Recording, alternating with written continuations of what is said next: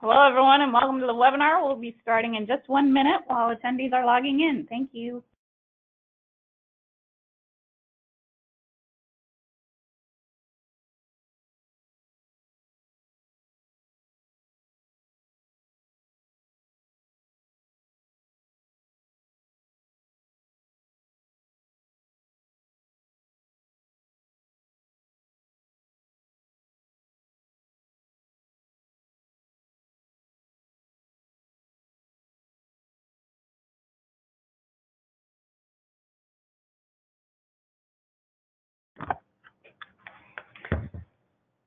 Hi, everybody. Welcome to the webinar. We're excited you've joined us for today's session on using personalization to improve your annual appeals.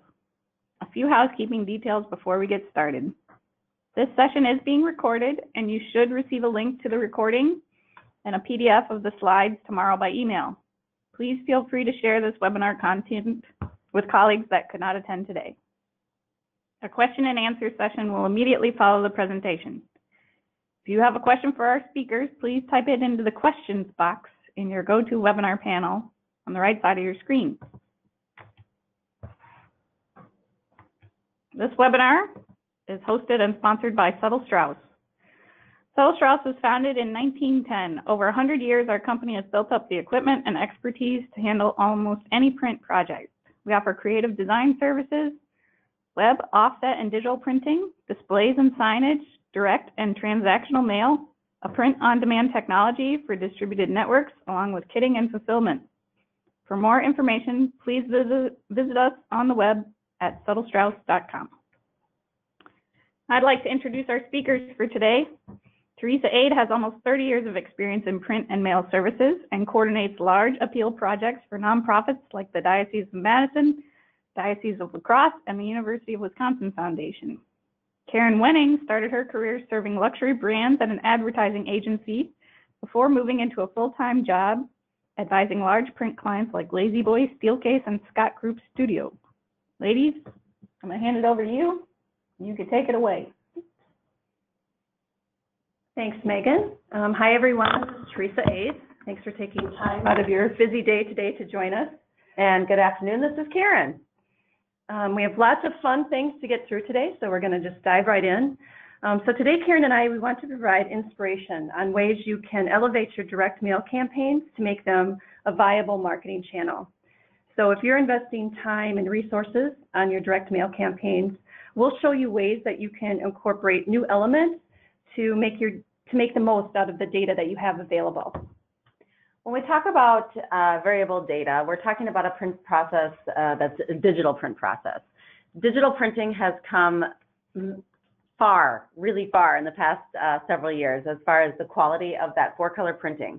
There's a couple of different ways that we can handle it, and as we go through the presentation, we will share the different ways that we would handle variable and the different printing types.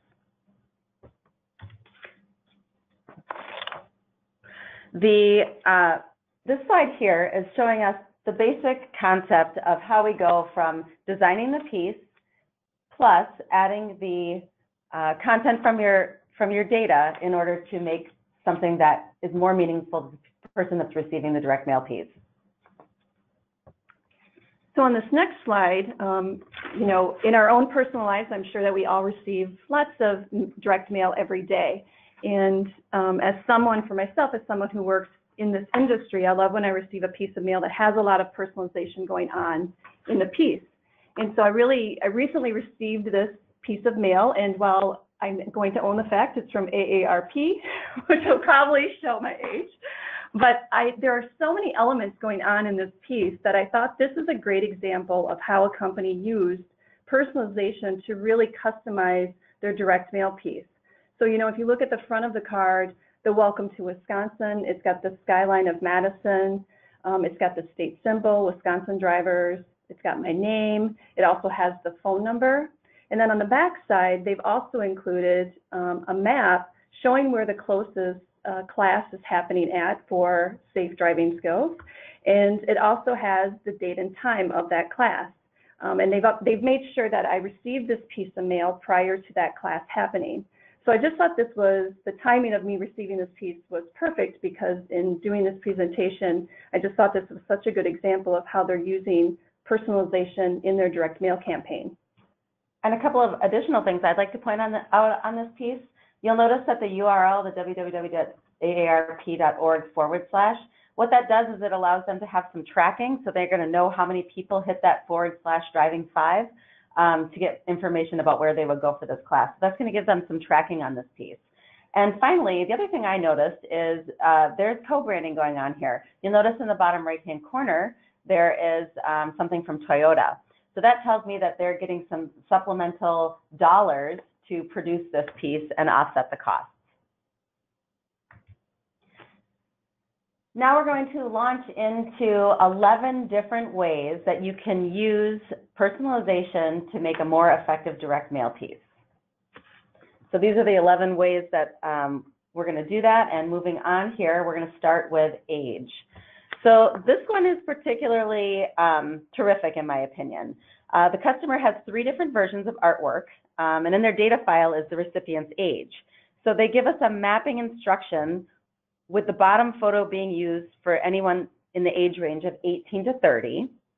And the middle photo would be anyone in the age range of 31 to 54. And the top photo, 55 plus. Now, the reason why that's important is because they're appealing to the lifestyle. So they want to get me to read it because I might have a family based on my age range. So this is a great way to incorporate imagery, not just, you know, hello Karen, but the actual imagery to get me to connect to the direct mail piece. So another way that you can use personalization in your mail pieces is with languages. So if you have a portion of your audience that does not speak English and you want to incorporate a different language, you can easily do that with digital printing. One piece of advice I would have is if you are looking to send out a piece that's using 2 different languages, make sure that you're thinking about that when you're designing the piece, because obviously the way that something is in English, the length of the copy, when you translate that into a different language, it may be longer or shorter. So you don't want to go through a whole design in English and then go to translate it and find out that the copy is flowing differently and that the way that you wanted things to appear in headers is not functioning the same in a different language. But with digital printing, this is something that you can again do in one mail stream, is customize those pieces based on the language. There's a couple of different ways too that I have clients that are using this, and which that they might have a piece that on one side is in English and then you flip it over and the other side is in Spanish, or a flip book where you're reading it one way, it's in English, and then you flip the entire book over and it reads properly in the alternate language as well. We're now going to look at using gender. This can be really effective. So think in terms of, if I know the gender of the person that I'm sending it to, I can choose images that are going to appeal to them. So for example, if in my data set I know that we have men and women and I'm a shoe store, it's going to be a lot more engaging if a man receives an image with a male shoe on the front versus the female receiving a female shoe.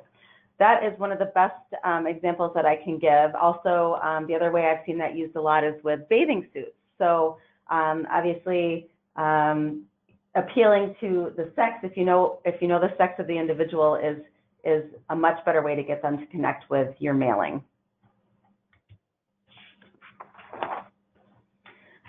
This piece here is another way that we can connect with different types of people in a marketplace. So with this particular swim school, what we have is the opportunity to choose a headline. And the headline, if it's happiness, and the one behind there, has a different set of images than milestones would have. And what we're trying to do is, in the different markets, appeal to the different individuals that would live there, because nobody knows their market better than these individual franchisee owners. So if they know that they have tiger moms and achievement is really important, that might be more important to that market than having fun or playing. So we give the option to go ahead and customize with this variable information to pull out those items that are most important to that market. One thing to note, especially in the franchise industry, is we have a lot of birthday celebrations, right? Especially when it comes to kids. So if we have a subset of kids that have birthdays in the month of June and we want to send out a mailing, a great way to do that and get the most cost-effective mailing is to go with a smaller size card, a 4x6 postcard, which can mail at the first class rate of 35 cents per piece versus sending it out on a larger size and having it be that 55 cents per piece.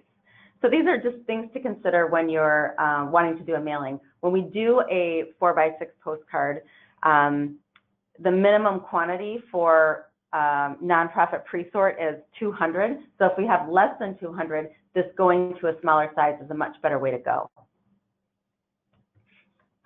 Another way to use personalization is through membership and incorporating images that are relatable to the people that are receiving that direct mail campaign. You know, people relate more to images that are familiar to them. So whether it be a parish or a school, a fitness center, or a city landmark, try incorporating actual images instead of images that are stock images that are not relatable to that person. And then also think about the messaging. You can image a unique message from the president or an instructor, a pastor or a doctor. So there's many ways that you can personalize it to make that person have that piece be more relatable to them with the images that you're using that are from the community as opposed to stock images. And so another way to personalize your piece, if you are doing any sort of fundraising and you have a pledge form that you're sending out as well, is trying to figure out what ask amounts you should put on that pledge form. There's many different ways that you can image different ask amounts based on income is one of the ways that you can do that. So you can create a custom monetary ask based off household income, and that can be determined by a percentage of income. So let's say if you want to do 1% of their income, or you can review data history if you have donors, and you can create a range based on donor history that you know that are within that same income bracket. And so another way to think about your pledge forms and how you can ask for pledge amounts is by using something that some of our clients refer to as a bump table. And what that is, it's a table of ask amounts based off of previous donations. So you can see on the right-hand side, that is a bump table that's been given to us to use. And so in the data, they have given us a column that is the previous donor's amount.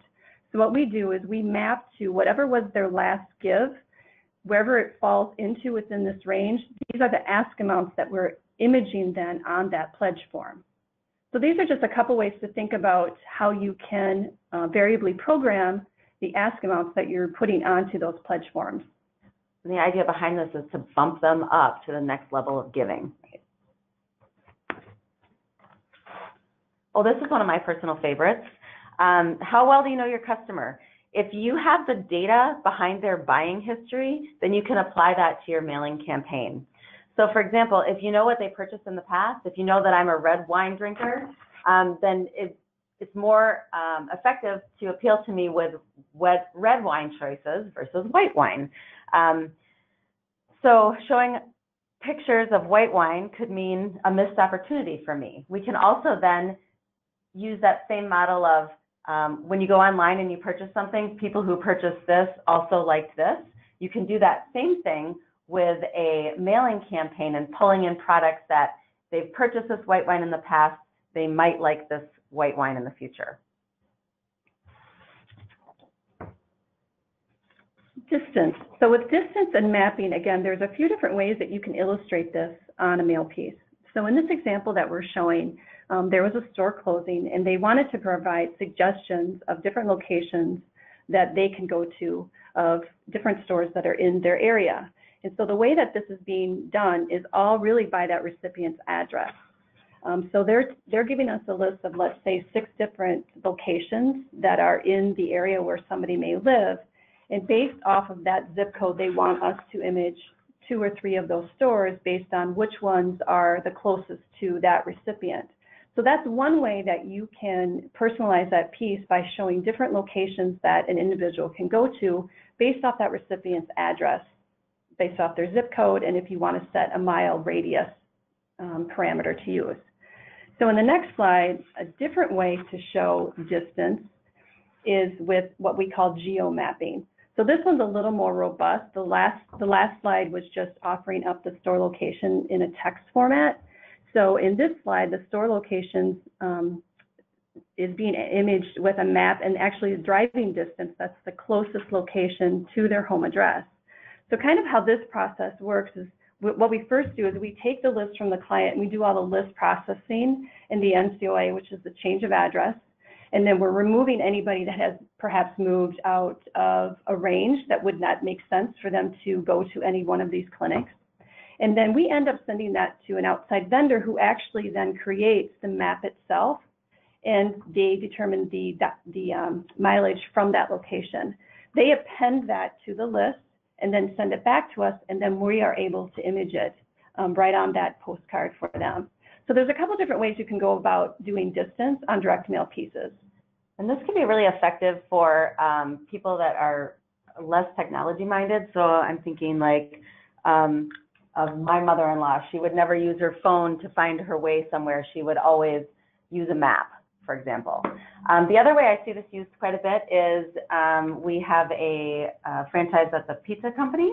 So when they are very focused in the campus market. So when when the students move in, the freshmen move into the dorms in the fall, they send out a mailing and they let them know where the closest location is to that college student with an offer, so that they get them to come in the door once, and then they hopefully can then get that repeat business from that new prospect.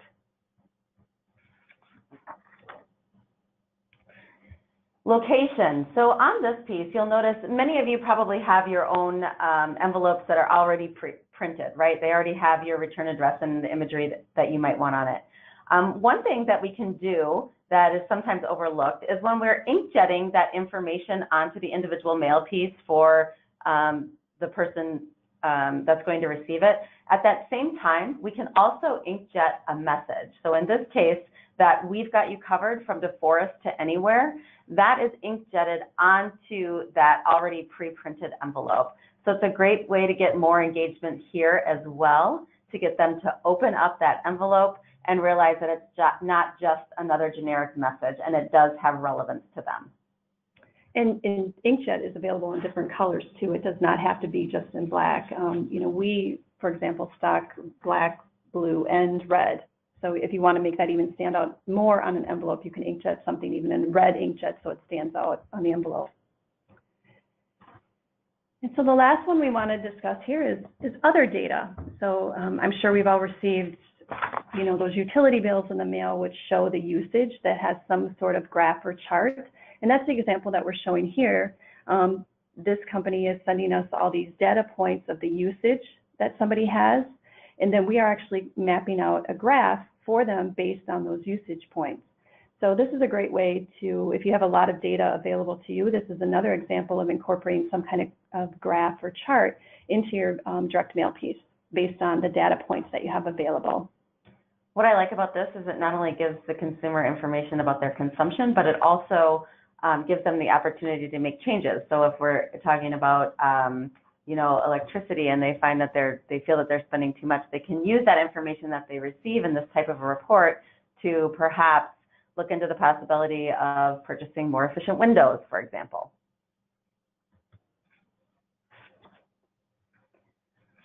Okay. So now we're coming back to this slide. We're going to take these data points and relate them to nonprofit mailings that utilize a shell and then imprint on black, or 4-color variable printing, all within one mail stream. So this first example that we're going to show is, this is kind of a common piece that people do. They do an 8.5 by 14 letter. It's got a perked off pledge form. So what we're doing in this instance is we're printing what you see in color is actually part of that pre-printed shell. We're printing in 2 color. And so they have different letters that they want to use. So the key data point within their file is the package ID, and the data in the Word document that they sent to us for the letter is ties into that package ID. So package ID 01, 02, 03 is how it's in their data file, and the Word document that they sent to us is named the same thing, which tells us how to link up the letter to the data. So then on the next slide, taking this same letter, what I want to focus in on the next slide for the pledge form is how they, I wanted to take a closer look at the pledge form that they imaged. You can see, which is very clear, the parish name and parish city that's shown. And then in this case, they have the ask amounts as well. And what this Diocese of La Crosse is doing is they're using a bump table in this case. So the key data point is that last year amount. So that's driving us which amounts to image on that pledge form. But another thing that I kind of wanted to speak a little bit more about is what you see in the bottom left-hand corner is that 2D barcode. So the Diocese of La Crosse, they were previously manually processing their pledge forms, and they were realizing that it was taking up a lot of time to have to do this manually, so they wanted to go to an automated process. And if they were in the height of an annual appeal or a capital campaign, it was creating a lot of backlog when they were doing this manually. So in order to eliminate that backlog, they decided to automate the gift processing by using a module referred to as Open Sort Scan Report. So the response device that does the scan of the pledge form is reading that 2D barcode. And in order for that to read and populate properly when scanned, we needed to format that barcode based on the specs provided by that gift processor. So that 2D barcode actually represents a string of 43 different characters, which are made up of those key data points that we're showing there. So the constituent ID, the campaign ID, fund, appeal, package, and gift ID. All of those are data points in their file, which allows us to create the 43 character digit string, which is creating that 2D barcode. And in this instance, when La Crosse decided to do this, they knew that the success of their campaign really hinged upon making sure that this 2D barcode was formatted correctly. And so this really became a collaboration between us and the gift processor and the client to make sure that we all understood how it needed to be set up.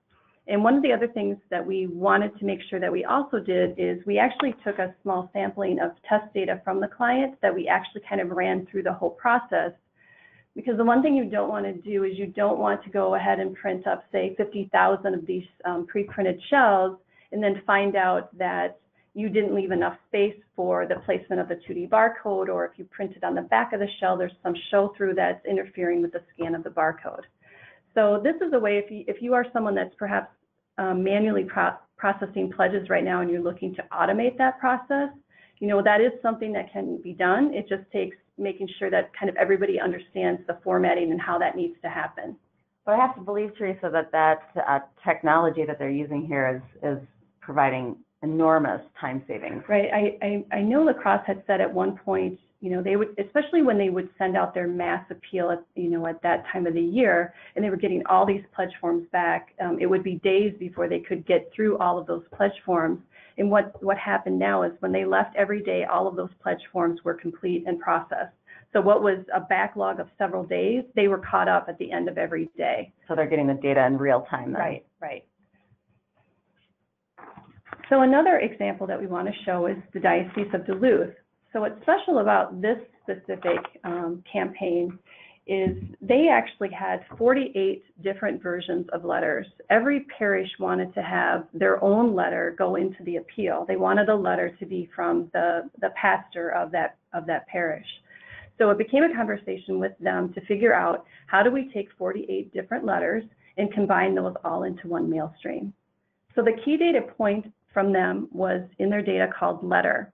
So they sent us these 48 Word documents named exactly as they were named in the data file in that letter. So that's how we were able to match everything up properly, is that the key data point letter matched to the Word document as it was named.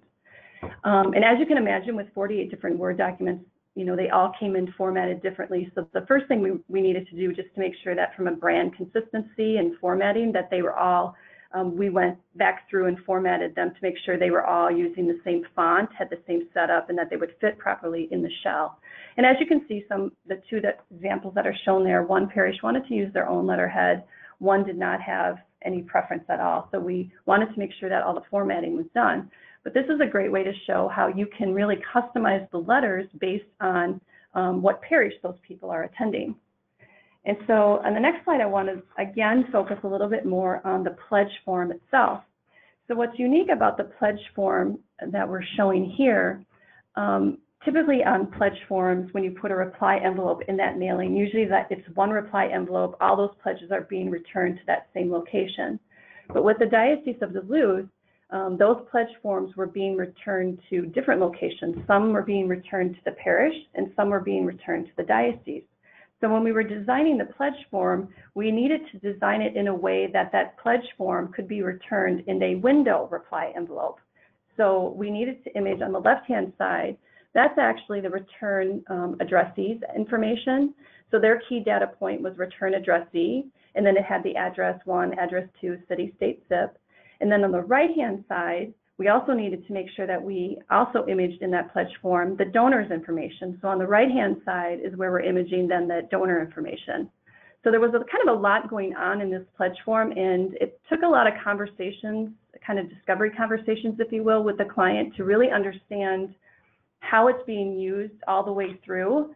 For us to make sure that we're properly imaging and preparing these things correctly, we really need to walk through with clients the whole way of how stuff's being returned to them with pledges, and making sure that we're designing things so that when we image them, they will properly show through that window envelope.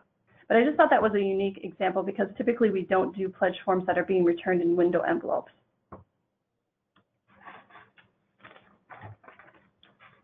Now here we can create custom graphics based on, in this case, it's based on age, marital status, and children. Okay, so did you know, where our $10 goes, where $30 goes, where $75 go? If you remember back to the beginning of the presentation where we were showing different images being used for different age groups, that can be used with appeals as well. So creating a graphic that is going to speak more to me because I have, 3 children versus a senior who may be interested in different things in the church. So we can create a graph or a custom graphic based on any type of criteria, but in the, age, marital status, whether you have children or not, are certainly some big ones. So the next example we want to show is, the previous examples were imaging in black only. So this is an example of using 4-color images in a direct mail campaign. So this is an example of an appeal mailing from the University of Wisconsin Foundation and Alumni Association. They actually have 28 different versions of letters, and it's being driven off of the school that an individual graduated from, whether it was the School of Business or the School of Nursing. They want a letter specific for that school, and the letter itself is coming from the dean of that school. So each recipient will receive a letter from their school, and in the next, they also include a separate pledge form. I know some of the other examples had the pledge form was part of the letter, but what the UW does is they have a letter and then they have a separate pledge form. It's not all contained in one piece.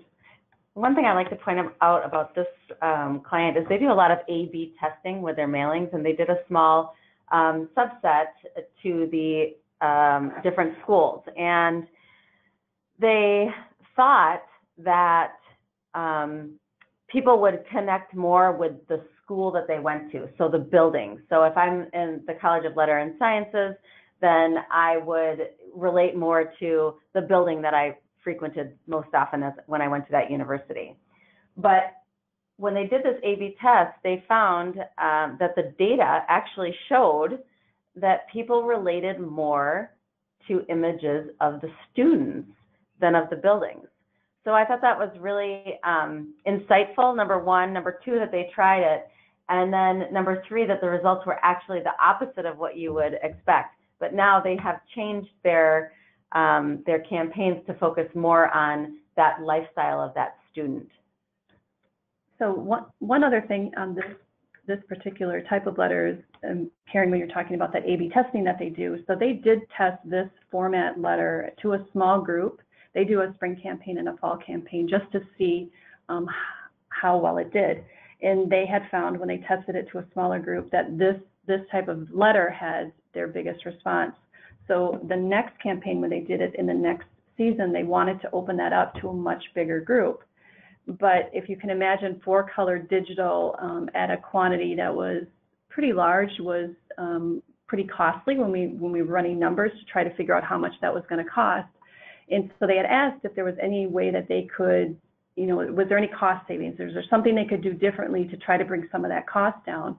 And so this was originally, when they first did the first mailing, was an 8.5 by 14 letter.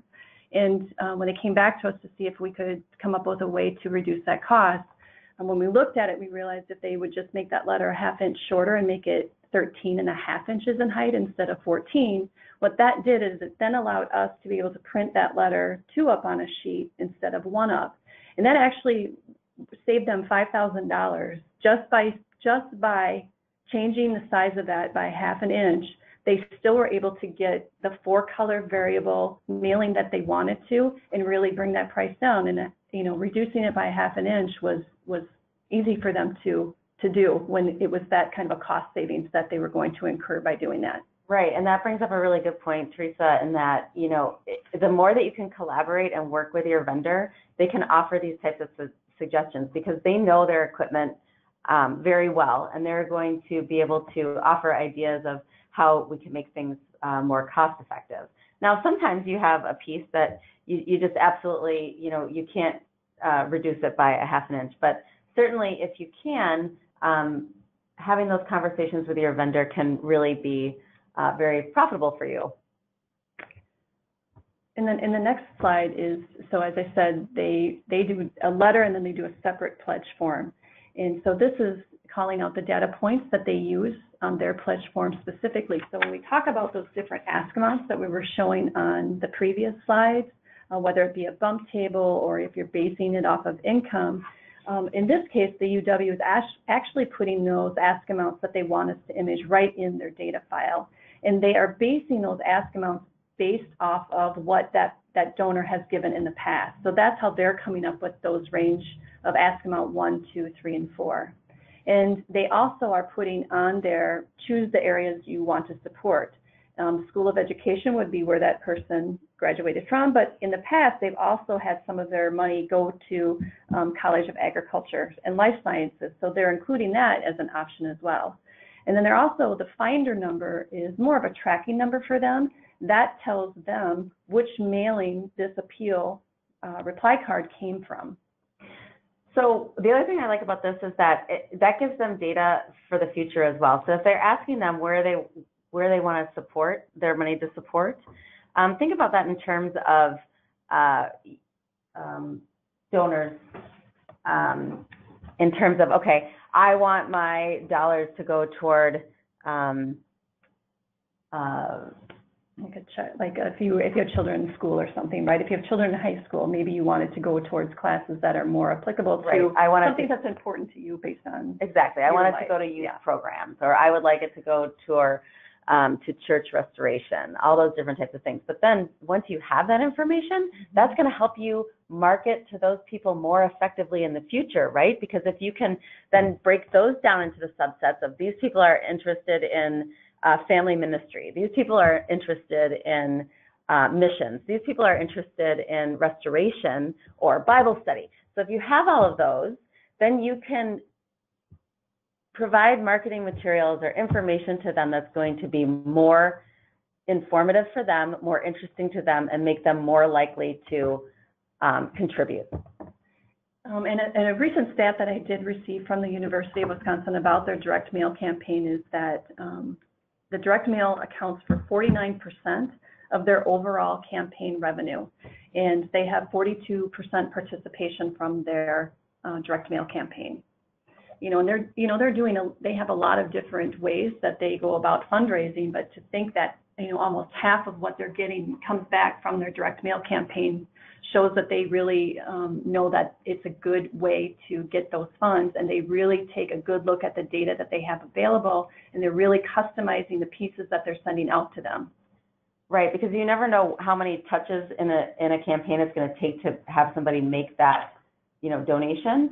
So while they're sending out emails and everything, part of what the direct mail is doing is it's getting them to actually take action. So concept to completion, a few tips that we have before we close for your success. The key data points are crucially important that they are named consistently, right? So if we set up a campaign and we have all the data fields set, so first name is going to translate over onto your piece that you created into first name, and city, state, zip, and all of that information. The next time that you do a mailing and you want to use the same direct mail piece, for example, with a different set of data, keep those headers the same. Do not change them, because if we keep them the same, we don't have to remap the entire piece. So it's really important to keep that consistency from mailing to mailing if you're going to use the same design over and over.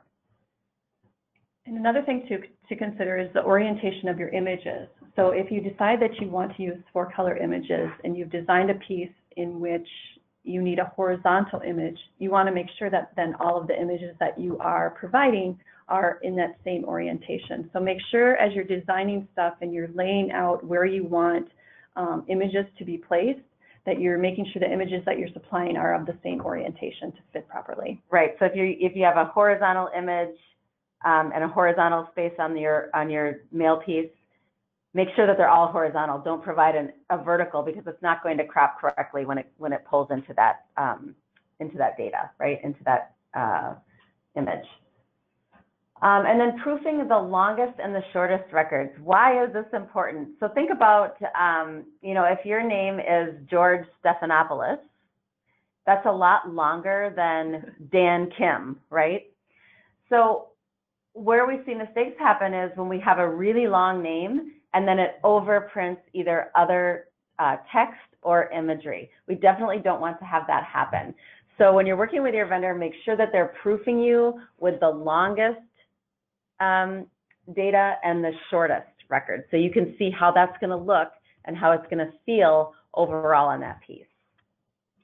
And testing pledge forms. When I talked about earlier about the different types of pledge forms, whether it be the 2D barcode or if you're using a scan line, we encourage, if you're looking to do something new with your pledge forms and you're working with a new gift processor, is just to make sure you take that time and kind of factor that into your schedule to test out those pledge forms to make sure that the way that you're planning to format them and image everything is working properly, because when it's time to actually do your direct mail campaign, that's not the time to find out that you have a problem. So trying to work out all those bugs ahead of time is a key to success. So in summary, a lot of this may seem overwhelming with trying to figure out how do we map artwork to data, but just remember that your vendor is your resource. We're here to help guide you in the right direction. We're your resource to tell you what will work and what won't work. So rely on your vendor to help you with this campaign as you start to think about how can we use data differently to make the most of our direct mail campaigns.